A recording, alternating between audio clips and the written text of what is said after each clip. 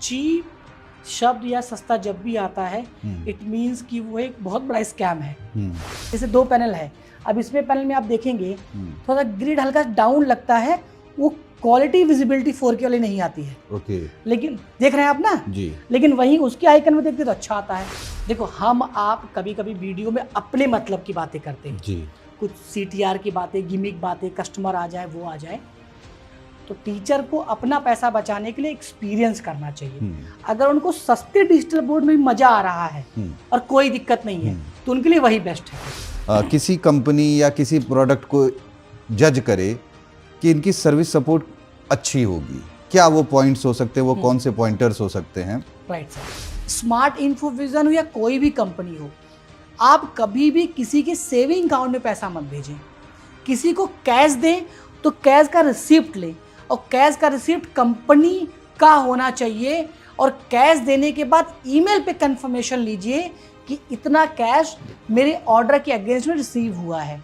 बहुत सारे cheap boards भी मार्केट में अवेलेबल हैं। हाँ और बहुत सारे प्रीमियम क्लास में अच्छे पैसे वाले बोर्ड्स भी अवेलेबल हैं जी।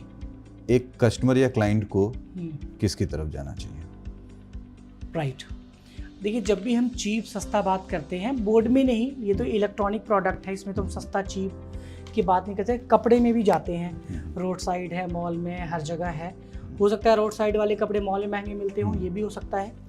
चीप शब्द या सस्ता जब भी आता है इट मीन्स कि वो एक बहुत बड़ा स्कैम है। ठीक है। चीप सस्ता कुछ भी नहीं होता, ग्रेड वाइज होता है। भाई ये अपग्रेड का है, डाउन ग्रेड का। डाउन ग्रेड का है तो सस्ता होगा। जैसे ये लोहा लक्कड़ है, कांच है, इसमें अंदर मदरबोर्ड रखा है। अब यही अगर 1 लाख का होगा तो अंदर मदरबोर्ड में कुछ, ठीक है, चाहे हम रजिस्टर की बात करें, कैपेसिटर की बात करें, डायोड की बात करें, हीट सिंक की बात करें, ठीक है, वो थोड़ा सा कम ग्रेड का लगा होगा। ग्लास की बात करें तो ग्लास का ग्रेड आता है, आपको पता है। कुछ पैनल क्या है, बिल्कुल शीशा की तरह चमकते हैं। सही। ठीक है, IPS नहीं होते हैं, तो यानी कि वहां पैसा ही बच गया।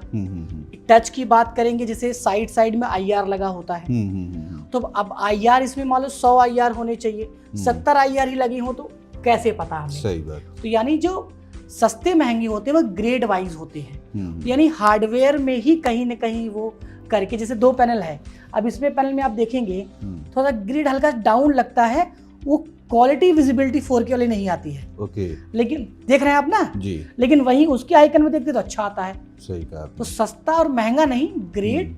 और तो यानी कि लोगों को फोकस क्या करना चाहिए। देखो हम आप कभी कभी वीडियो में अपने मतलब की बातें करते हैं जी, कुछ CTR की बातें, गिमिक बातें, कस्टमर आ जाए वो आ जाए, तो टीचर को अपना पैसा बचाने के लिए एक्सपीरियंस करना चाहिए। अगर उनको सस्ते डिजिटल बोर्ड में मजा आ रहा है और कोई दिक्कत नहीं है तो उनके लिए वही बेस्ट है फिर। सही। राइट। हाँ सही। अच्छा, एक कंफ्यूजन और भी है, आजकल AI के बोर्ड्स के नाम पर बहुत सारे मार्केट में बोर्ड्स भी आ गए हैं। जी सर। हाँ। और नॉन AI बोर्ड्स तो ऑलरेडी पहले से अवेलेबल हैं। हाँ। एक टीचर अगर AI या नॉन AI बोर्ड्स की तरफ जाए, ठीक है, तो एक टीचर के लिए कौन सा बेहतर हो सकता है, AI में जाना या नॉन AI में जाना? ठीक है। अब जैसे अगर आपने बीटेक किया है, आप अगर एक शिक्षक हैं, तो आप अगर मैथ साइंस कुछ भी पढ़ाते हैं तो मैं तो आपको डे 1 में बोलूंगा अब AI बोर्ड लीजिए। टेक्नोलॉजी को आप जानते हैं। जो लोग टेक्निकली स्ट्रांग नहीं है वो इनिशियल नॉन AI में जाएं। ठीक है। अगर वो नॉन AI से AI में जाना चाहते हैं, उनको लगता है नहीं मुझे AI बताइए, तो AI वो इसलिए जाए कि अगर वो PPT बनाने के लिए कहीं पैसा किसी को देते हैं तो बचाने के लिए AI ले लें। अच्छा। उनको समरी लिखने में दिक्कत होती है, नहीं पाते हैं, तब AI ले लें। कुछ मैप बनाने में, इमेज लेने में कुछ उनको चाहिए होता है, तब वो AI ले लें। तो लेकिन इसकी जगह तो ये जो तमाम परप्लेक्सिटी, चैट GPT जैसे जो चीजें अवेलेबल हैं, हाँ, क्या उनको भी टीचर यूज करके नॉन AI बोर्ड के साथ AI के टूल्स यूज कर सकता है? हाँ, देखिए अगर चैट GPT अभी फ्री कर दिया है 1 साल तक, तो अपने Gmail से लॉगिन करके प्रो वर्जन लेके यूज करें, वो जेमिनाई यूज करें, सारा AI यूज करें। रीजन ये जैसे चैट GPT है, हो सकता है आप 20% यूज कर रहे हो, मैं 100%, और कोई बहुत पढ़ा लिखा व्यक्ति 1% भी ना कर रहा हो, क्योंकि वो कंपाइल्ड नहीं है। अच्छा, पर्टिकुलर चीज के लिए वो ट्रेंड नहीं। जैसे मान लो मैंने उसमें कमांड डाला, ठीक है, कि हमने ह्यूमन हार्ट डाल दिया या ह्यूमन आई डाल दिया डिस्क्रिप्शन, तो उसको नहीं पता कि मैं कौन हूँ, मैं 10th का टीचर हूँ, मैं 12th का टीचर हूँ, मैं उससे चाहता क्या हूँ। या तो आप प्रॉपर प्रॉम्प्टिंग करो, फिर कॉपी करो, पेस्ट करो। अब जब एआई जो डिजिटल बोर्ड में है, स्पेशली जो सिग्मा में है, तो सिग्मा इंडियन एआई सॉफ्टवेयर है, तो वो इंडियन एजुकेशन के हिसाब से ट्रेंड है। उसमें कुछ भी आप डालते हैं तो फालतू चीजें नहीं आती हैं, वही चीजें आती हैं जो आप किसी कंटेंट क्रिएटर या ऑपरेटर से लिखवाते हैं। तो मतलब इसका कि कई सारे एआई भी अवेलेबल हैं क्या मार्केट में? बहुत सारे एआई है सर। तो उसमें हम कैसे ये समझेंगे कि एक एआई यही एआई बेस्ड है, जैसे भी आपने सिग्मा बोला? हाँ, अब इसे एआई में ना एक बड़ा छोटा सा अंतर होता है। जैसे आपने कोई टॉपिक सर्च किया जी, टॉपिक सर्च में ये होता है कि टॉपिक सर्च किया आपने, अब उस टॉपिक को आपको व्हाइट बोर्ड पे लेके आना है। तो नॉर्मल एआई में क्या होता है, इमेज आ जाता है आपका। जो पर्टिकुलर एआई डिजाइन हुआ एजुकेशन के लिए, उसमें टेक्स्ट आता है। अब टेक्स्ट आ गया तो आप टेक्स्ट को चेंज कर सकते हो, कलर चेंज कर सकते हो, ये सारी चीजें कर सकते हो। प्लस जो एआई आपका बोर्ड है वो कितना एआई है, एआई में भी कितना एआई है, क्या वो ब्राउजर पे काम करता है, वीडियो पे काम कर लेता है, पीडीएफ पे काम कर लेता है, फास्ट कितना है, क्या किसी ऑप्शन में जाके एआई काम कर रहा है या नेविगेटर है। क्योंकि टीचर को क्या है कि सब कुछ सामने चाहिए कि यार यहाँ किया वो काम कर लिया। तो ये अगेन सब्जेक्ट टू एक्सपीरियंस है कि ये उनको एक्सपीरियंस सेंटर में आना चाहिए। मान लो वो 3 एआई वालों से बात कर रहे हैं, सबके पास जाए, देखो सब पर्टिकुलर चीज में अच्छे हैं, तभी कंपैरिजन हो पाएगा। हाँ, कंपेयर करें। लेकिन एआई डिजिटल बोर्ड अगर वो ले रहे हैं बिना डेमो के, ना परचेज करें। ये अगर मैं भी कस्टमर हूँ, बिकॉज एक तो ये ऑलरेडी टेक्नोलॉजी इलेक्ट्रॉनिक है, एक एआई आ गया, तो ऐसा मतलब हार्डवेयर और सॉफ्टवेयर दोनों में कहीं फंसने वाली बात हो जाए। ऐसा ना हो गया एआई के चक्कर में कॉम्प्लिकेटेड एआई ले लें कि टूल ही ढूंढते रह जाएं। एटलीस्ट साधारण टूल होना चाहिए, एक क्लिक में मिल जाए, आपका काम हो जाए। सही बात। अच्छा, लास्ट सवाल एक मेरे मन में है जो कि काफी पूछा जाता है। ये सर्विस बेस्ड प्रोडक्ट है जी सर, सपोर्ट बेस्ड प्रोडक्ट है, तो एक कस्टमर के पॉइंट ऑफ व्यू से अगर देखा जाए तो वो किस तरीके से किसी कंपनी या किसी प्रोडक्ट को जज करे कि इनकी सर्विस सपोर्ट अच्छी होगी? क्या वो पॉइंट्स हो सकते हैं, वो कौन से पॉइंटर्स हो सकते हैं? राइट सर, सवाल अच्छे हैं सर। तो पहले 2 पार्ट में डिवाइड करें, सपोर्ट एंड सर्विस।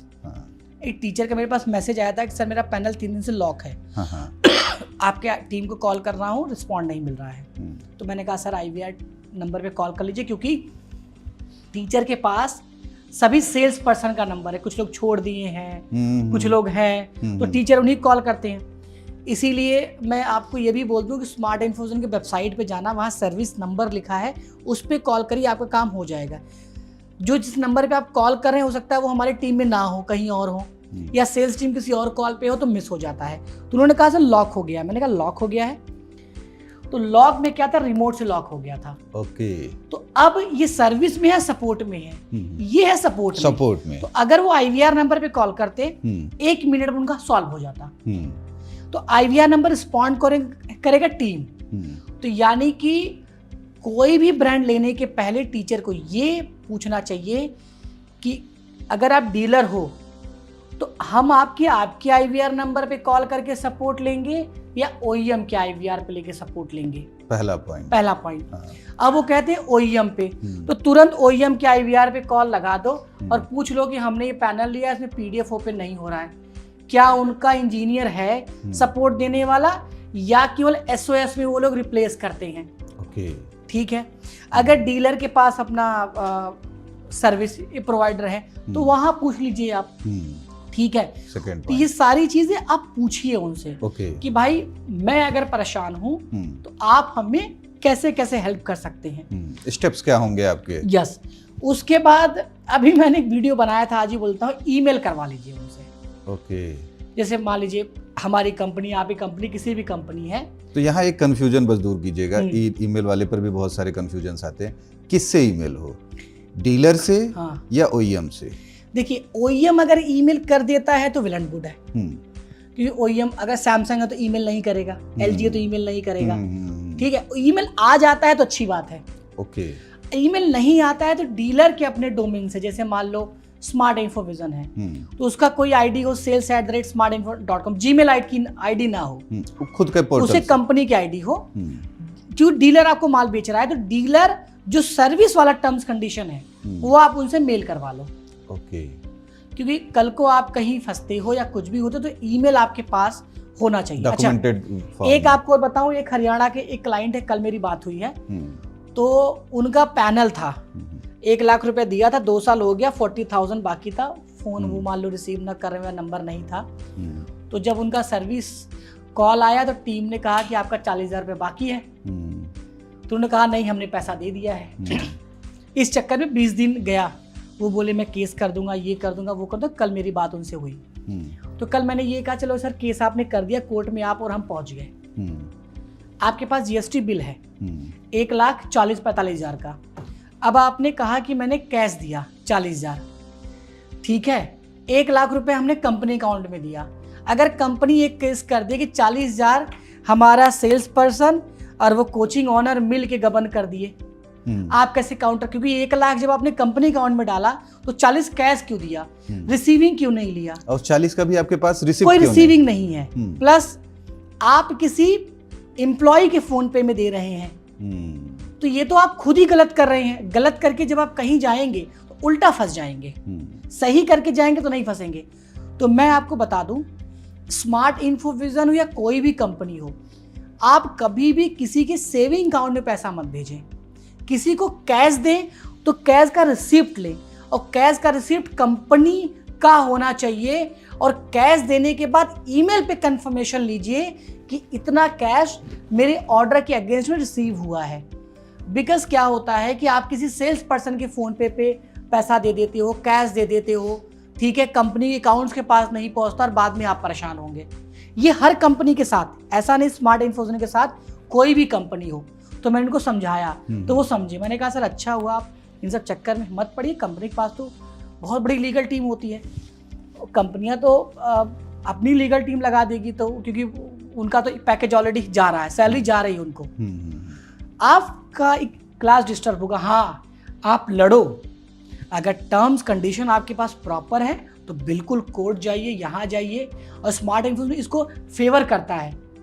और अगर आप प्रॉपर राइट है ना, तो हम तो खुद ही आपको हैप्पी रखेंगे, आप परेशान नहीं होंगे। तो बहुत सारे टीचर इधर बीच थोड़ा परेशान जो हुए हैं वो अपनी वजह से परेशान हुए हैं और समझते नहीं है। तो समझना बहुत जरूरी है। और देखो इस इंडस्ट्री में से सर्विस बहुत ही कम OEM दे पा रहे हैं।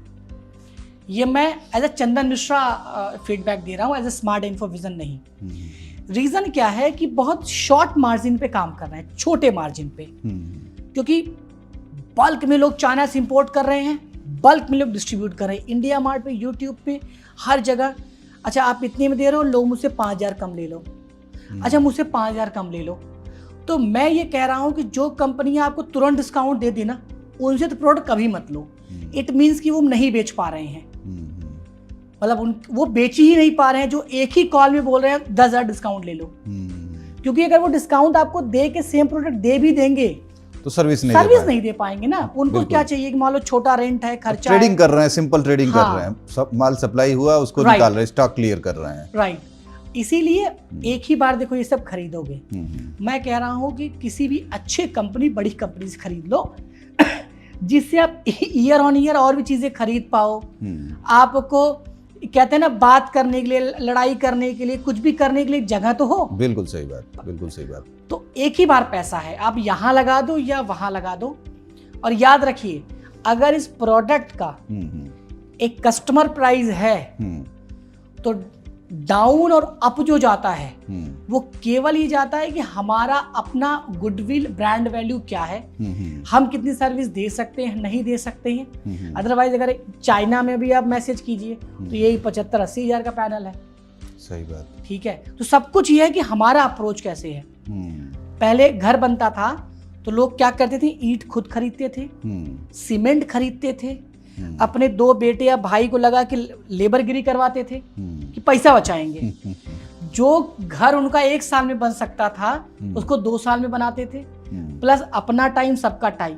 तो लोग अपना टाइम नहीं जोड़ पाते हैं कि मेरा भी तो पर आवर का एक कॉस्ट है। बिल्कुल सही। आजकल लोग क्या करते हैं कि अच्छा बुलाया, अच्छा पूरा घर बनना, उनको पता है कि मैं 10 लाख रुपए इसको एक्स्ट्रा दे रहा हूँ, लेकिन 10 लाख रुपए एक्स्ट्रा देके मेरा पूरा पेन ले लिया ना। अब मैं 10 बातें बोल सकता हूँ, कर सकता हूँ, और मेरा फोकस प्रोडक्टिविटी पे होगा।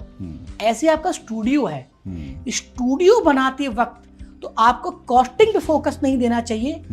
वेल ऑर्गेनाइज स्टूडियो कौन बना के देता है, किसने ज्यादा किया है, किसके पास बड़ी टीम है। अगर वो आपको 4 लाख के स्टूडियो दे रहे हैं तो आप बोलो 4-10 लो आप, लेकिन मेरा काम अच्छे से करो, ऑन टाइम करो और एक कॉल पे अवेलेबल रहो। सपोर्ट और सर्विस दो। जैसे डिस्काउंट की बात करते हो, जो लोग आपको डिस्काउंट दे देते हैं, आप ये समझो सर्विस तो नहीं मिलेगा। अरे सर्विस आदमी प्रॉफिटेबल होगा तब तो देगा। बिल्कुल सही बात। तभी टीम रखेगा ना, नहीं होगा तो नहीं रखेगा। बहुत बहुत धन्यवाद सर, बहुत सारे डाउट्स क्लियर हुए। आगे फिर कभी कुछ डाउट्स हुए तो फिर मिलेंगे। बिल्कुल सर, ऐसे सेशन आप करिए, बहुत सारे टीचर की नीड होती है। और मैं देखो, जब भी आप करिए ना, मैं चाहता हूँ मैं स्मार्ट इन्फोविजन बन के जवाब ना दूँ।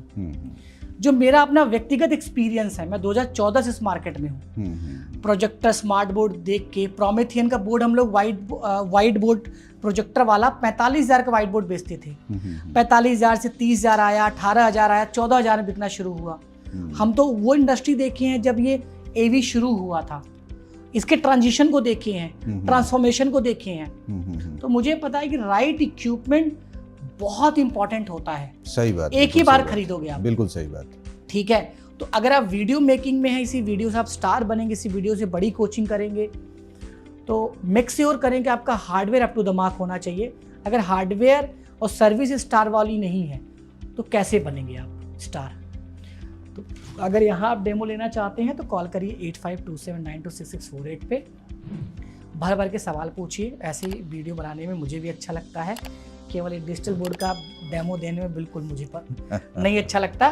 तो आप टॉपिक दीजिए, वीडियो में बनाता हूँ। धन्यवाद।